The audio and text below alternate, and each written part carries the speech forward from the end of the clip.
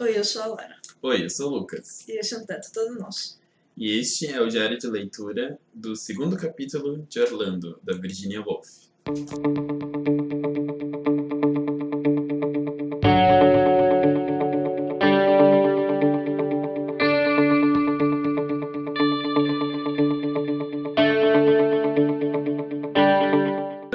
No capítulo anterior, a gente estava acompanhando o Orlando e a sua paixão pela princesa russa, Sasha, e toda a sua frustração na tentativa falha de fuga com ela, né? Quando ela simplesmente desaparece e não vai lá para encontrar ele na meia-noite com os cavalos.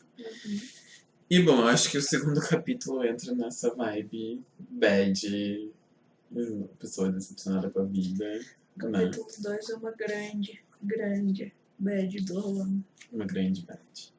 Que ele tenta sair e volta, né? O resumo do capítulo 2 é uma bad. Orlando é desses. Orlando abraçou a sofrência no segundo capítulo e tá com ele. Pra você notar como a sofrência não é uma coisa da nossa geração. Bom, e o capítulo começa já com... Eu gostei dessa cena de começo do capítulo, que o Orlando entra num sono de uma semana. Né? Ah, sim. E daí tem uma citação maravilhosa nessa edição na página 46, que é: mas se era mesmo sono, de que natureza? Impossível não perguntar. Seriam sonos como esse? Teriam propósitos curativos? Seria um transe em que as lembranças mais cruciantes, eventos que ameaçam arruinar a vida para sempre, são varridas para uma asa negra que remove sua aspereza e a reveste, mesmo as mais feias e abjetas, de certo brilho e de certa incandescência? Deveria o dedo da morte ser posto, de tempos em tempos, sobre o tumulto da vida, para evitar que ela nos infacele? Eu achei maravilhosa essa citação. Essa relação entre sonho, sono e a necessidade, ou pensar que o sono é algum tipo de morte que a gente experiencia. E isso volta porque a gente estava falando no vídeo passado. Sim. Do desejo dela de relatar. De relatar. Eu fiquei pensando muito sobre isso, sobre o quanto ela consegue pegar algumas coisas e sempre relacionar com a morte. De fato. E eu acho muito curioso porque essa cena, enfim, ele tem esse episódio de dormir uma semana e depois, mais adiante, ele tem esses episódios assim.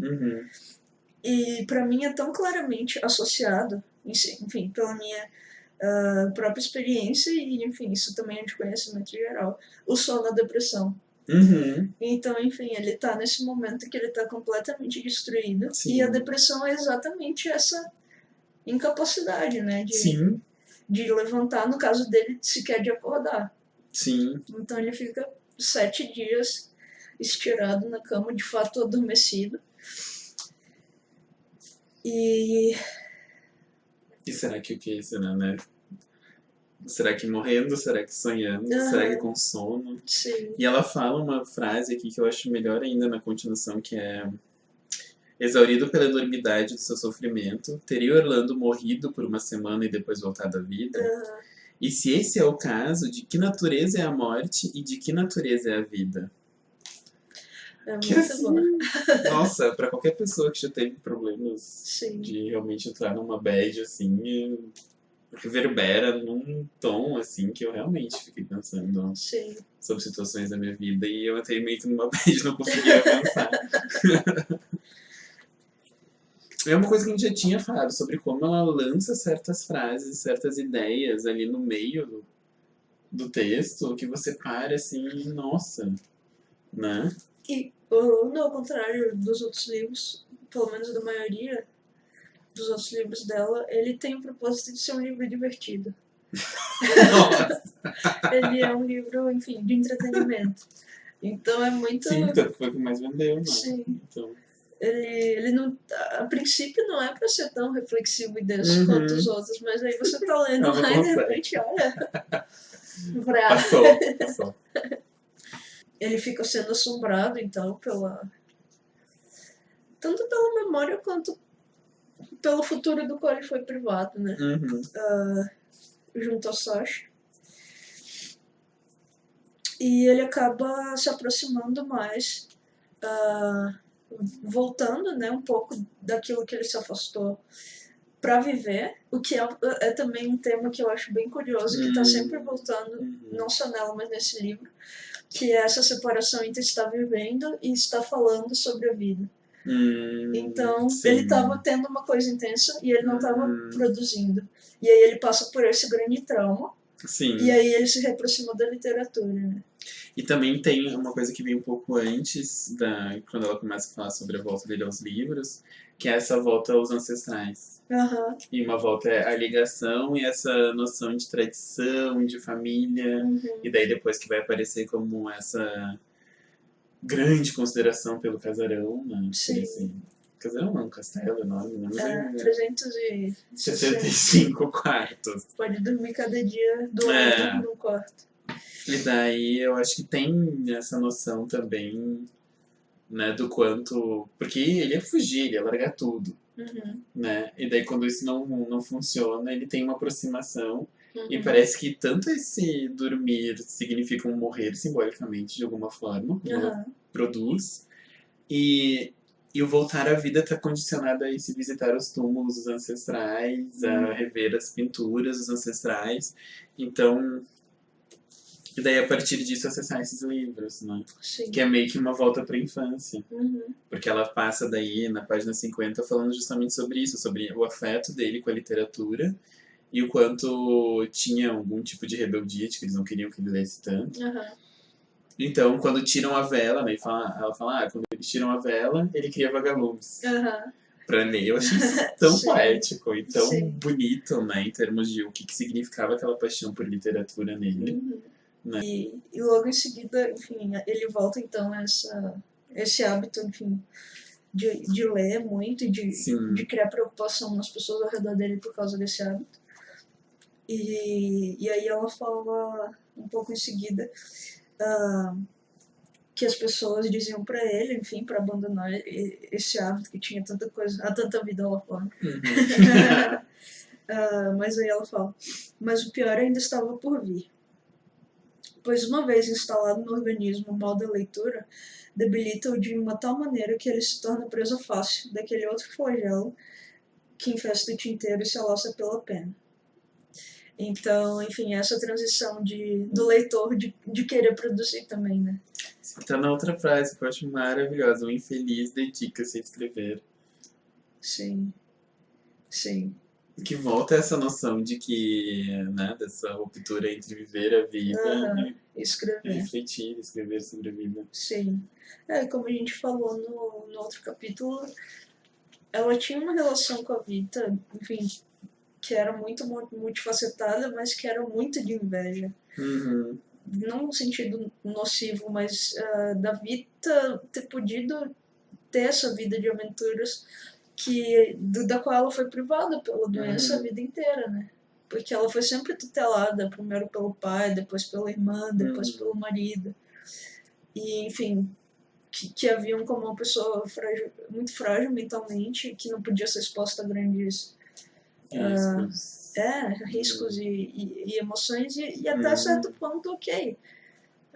Alguns episódios de depressão dela e de mania estavam de fato relacionados a isso, mas até que ponto, se ela tivesse tido escolha, ela não teria aceitado o preço, né? Sim, óbvio. Só que ela não teve essa escolha, então. Sim, ela não teve nem escolha de... Sim, vale a pena mesmo que depois. Então ela tem realmente, pra mim, muito nítida essa separação. Falando sobre isso, eu acho que Nina 53, quando ela fala sobre memória, eu achei incrível. São frases muito pontuais e muito maravilhosas. Que é, a memória é uma costureira, e não bastasse isso, das cheias de capricho. Você lê essa frase e você já fica pensando... é isso, sabe? É isso, é o ponto. E daí aqui me lembrou de novo, porque assim como Rumo ao Farol tem toda uma parte que é pensada a partir da leitura dela de Proust, aqui parece que volta também, porque ela fala sobre essa relação da memória de que... porque nesse caso aqui ele pega um papel e no papel ele vê o rosto, né? Da Sasha. E sobre o quanto papel, no caso, é o suficiente para essa memória fazer costuras Sim. para frente ou para trás, ou voltar, né? E é o suficiente para despertar alguma coisa. Aqui também, ainda nessa vibe do Orlando na Bad tentando. Que é o capítulo que é o capítulo 2 também chamado de de Orlando na Bad. Orlando na Bad. Então, aqui também tem outro tema que é muito recorrente no primeiro capítulo, que eu também acho que é uma leitura bem curiosa que ela faz a respeito da própria Vita, que é essa coisa de ele a todo tempo querer se desvincular da sua nobreza e ao mesmo tempo não querer. Ele quer ser uma coisa a mais. E ele, enfim, tá sempre meio a pessoas diferentes dele. E ele reconhece, uau, aquilo é muito excitante. Só que em determinado momento não. Aquilo não é ele. Depois de tudo, aquilo não é ele. Ele é mesmo um nobre. Sim. E me parece que esse capítulo é um pouco uma alfinetada no sentido de que eu acho que ela tá ensinando o tempo todo que é isso que fica no caminho dele, no caso dela, Vita, em ter ser uma escritora boa. É isso, ela é uma nobre. Sim. Ela não pertence a outra a classe dos escritores. Sim. Ela fala qualquer coisa assim. Sim, sim. É porque tem todo o episódio depois, né? Quando ele volta a escrever e daí convida um poeta pra ir na casa dele pra conversar com ele e tal. E ele fala sobre quanto a cadência de vida com esse poeta, né? Mas aí quando ele dá um dos livros dele pro poeta ler, o poeta depois acha ridículo, faz uma sátira dele. E quando isso chega pro Orlando, vem a segunda bad, que é eu nem sirvo pra viver a vida, porque a princesa fugiu sem mim. E eu nem sirvo pra pensar sobre a vida, porque afinal de contas o poeta falou que eu não sirvo pra isso. Na verdade é muito mais complicado, né? Porque na verdade livros são esses 2 capítulos, pelo menos, são sobre 2 grandes traições. Porque, enfim, tem a traição da Sasha no primeiro, que é, enfim, de fugir sem ele, e também de, em determinado momento, ele achar que ele não era a única coisa na vida dela. E a maneira como as coisas se desenrolam nesse capítulo com a literatura também é uma traição. Porque o poeta fica na casa dele durante muito tempo, vivendo às custas dele. O Orlando se compromete a pagar uma pensão para que ele possa viver só de escrever. E que ele continua pagando mesmo depois da traição. Que ele continua mesmo depois. É uma traição no sentido de que o poeta faz ele acreditar, enfim, que eles são amigos, que ele vai ser um crítico construtivo, e na verdade ele escreve uma obra debochando completamente do que o Orlando tinha escrito e da figura do Orlando. Então ele é pego de surpresa, assim. E, enfim, ele decide continuar pagando a pensão, mas ele tem esse grande desencanto de si mesmo enquanto escritor. Que eu acho que também é uma coisa que sempre frustrou muito a Vita. Enfim, se a Virginia tinha essa inveja do senso de aventura e das possibilidades da Vita, a Vita tinha essa inveja de saber de reconhecer desde sempre que a Virginia tinha uma coisa, pertencia a uma classe que ela não pertencia. Ela sabia que o que ela escrevia não chegava naquele nível. E eu acho que, não sei, numa tentativa talvez de se proteger ou de se... A Virginia também sempre deixa isso muito claro, né, no livro. Que, de fato, ok, você tem todas essas coisas, e o livro a todo momento, nesse capítulo também, como no primeiro, pra mim, é muito evidentemente escrito por uma pessoa apaixonada. Mesmo que você saiba, enfim, aqui é um biógrafo falando de um personagem, mas é sempre tão, sabe, fascinado, tão encantado, ressaltando tanto a sua... tem uma coisa, assim, romântica no sentido de paixão, pra mim. Principalmente naquela parte, na parte final, quando... Essa duquesa? Arquiduquesa. Quando a arquiduquesa invade, né? Porque queria conhecer ele. Invade esse quase mini castelo, acho que é um castelo mesmo. Invade o castelo dele e eles têm essa cena com... Ele pergunta pra ela sobre uma armadura. E ela tira uma parte da armadura e coloca na canela dele. Aham. E quando a Virginia descreve, ela não fala assim, era uma canela bem normal. É óbvio que todos nós sabemos que a Sim. canela de Orlando era maravilhosa. Né? Chega a ser super engraçado. exato. Porque é um nível de um amor do biógrafo, da Aham. biógrafa, né, Sim. pelo Orlando, né, barra Vita, que é super passada sobre isso, né, hiperpassada sobre isso. Sim. E daí, quando ele tem, voltando, né, quando ele tem essa decepção com o poeta, ele pede pra trazerem cachorros, né, Aham.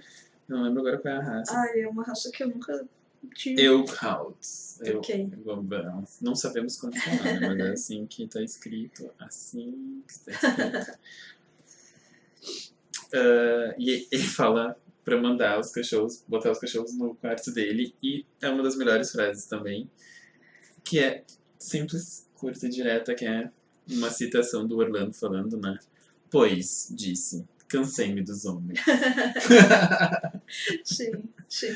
E daí é super interessante, porque é essa reflexão, né, de um cansar-se, tanto. E aqui não é dos homens, né, mas é no sentido de nem mulheres nem homens, né? Porque nem a parte sexual ou amorosa, nem a outra parte que seria essa representação literária. Uhum. É super interessante. Aqui ainda nesse tópico tem essa passagem que é muito boa também. Que ele entra em reclusão depois desse episódio. Enfim, fica só com os cachorros. Voltou pra uma bad. E aí fala aqui: quando atingiu o alto da colina de onde, em dias claros, metade da Inglaterra, como a nesga do país de Gales e da Escócia, de quebra podia ser vista, jogou-se debaixo de seu cavalo predileto. Pensou que se nunca mais precisasse falar com outro homem ou outra mulher enquanto vivesse, se seus cachorros não viessem a desenvolver a capacidade de fala, se nunca mais conhecesse um poeta ou uma princesa, poderia sobreviver aos anos que por acaso ainda lhe restassem em um estado de razoável felicidade. Razoável felicidade. É muito depressão, né? Sim. O que você quer não é felicidade, você quer uma razoável felicidade. E eu não sei, essa ideia é muito fascinante também de estar tão cansado e tão.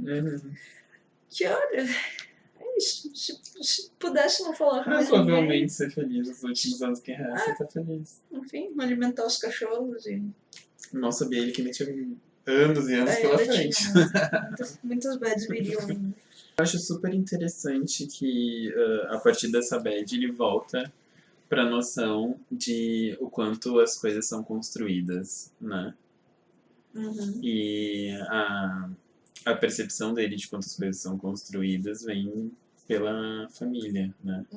Então ele para e ele olha aquele castelo e pensa, não, isso não nasceu do dia para noite. É um investimento de várias pessoas, cada uma foi colocando um pouco a cada momento até que virou 365 quartos. E daí a transformação dele de pensar a vida e refletir a vida se transforma numa questão material, né?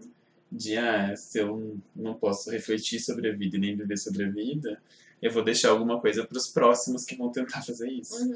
Então ele gasta milhões, né, segundo a Virginia, para remobiliando os lugares. Reformando. Tem essa colocação que é nesse sentido, que é quando ele pensa, melhor isso deste mundo sem nenhum renome, deixando atrás de si um arco, um galpão de jardim, um muro onde os pêssegos amadurecem, do que arder como um meteoro e não deixar nenhum rastro. Gente, é muito bom. E é bem uma preocupação mesmo, que eu acho que também um pouco da Vita de... Bom, ela tinha perdido a propriedade da família, ela não foi bem sucedida em ser uma escritora de renome, e o que deixava então, né? Exato.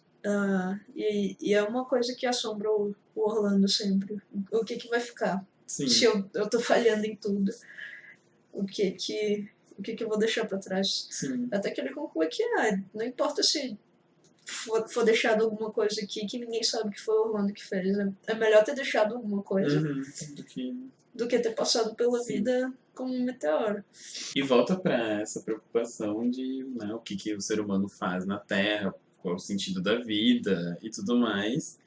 E que é super interessante, porque ele parece estar dando respostas pra isso a cada capítulo e a cada aventura, né? Será que o sentido da Terra, de estar na Terra, então é viver um grande romance, por isso pode se largar tudo? Será que o sentido da Terra é produzir algum tipo de reflexão sobre a vida, ou escrever sobre ela? E daí, se ele falha nas duas, então seja assim, realmente deixar alguma coisa material para as próximas gerações, né? Sim. Então, para ser um vídeo de entretenimento, provoca muita coisa, né? Sim. Muita coisa mesmo. O livro todo me lembrou, eu citei há algum tempo atrás, não aqui nos vídeos, mas esse quadrinho aqui que se eu encontrar, eu colocarei aqui. Mas que a narrativa toda do Orlando é ele tentando preencher um vazio. E tem esse quadrinho bem famoso que é, enfim, uma menina tentando preencher, ela tem um buraco no peito e aí ela coloca uma televisão, ela coloca outra pessoa e nada preenche. Em determinado momento ela só sai correndo e enfim, o vento vai passando e assobiando dentro do vazio dela. E eu acho que o Orlando é meio que a procura dele por preencher esse vazio. Enfim, algumas pessoas não desistem nunca de tentar, outras pessoas aprendem a viver, enfim, não importa. Mas, pra mim, como você falou, é muito claramente essa jornada dele de será que vai ser isso? Não foi. Então eu vou tentar outra coisa. Também não preencheu. Então outra coisa. E assim ele segue. Sim. No final tem essa arquiduquesa Harriet Griselda, talvez seja esse nome, talvez não, que tem essa cena com ele, né, de uma proximidade, que ele sente alguma coisa por ela, e isso, naquele momento, desperta nele a bad no outro nível de será que eu quero passar por isso de novo? E a resposta dele é não. Então ele fala, né, com, acho que é o rei, né? Ele fala com o rei Charles.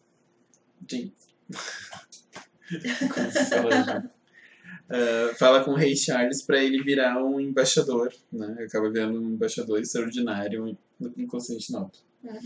Que é onde vai acontecer todo. Várias coisas. É tipo é tipo um Mundão, onde tudo pode acontecer. Então, bom, eu acho que sobre o capítulo 2 é isso.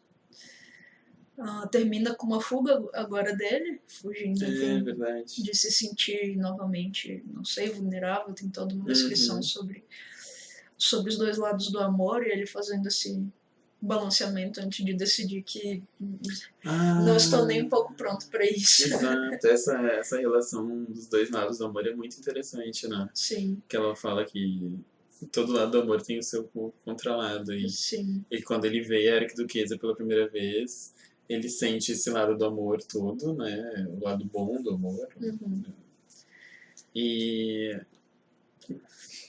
até que chega esse momento que ela toca nele e ele tem essa lembrança de todo lado ruim do amor. E daí ele decide que talvez naquele momento não vale a pena e foge pra Constantinopla. Sim.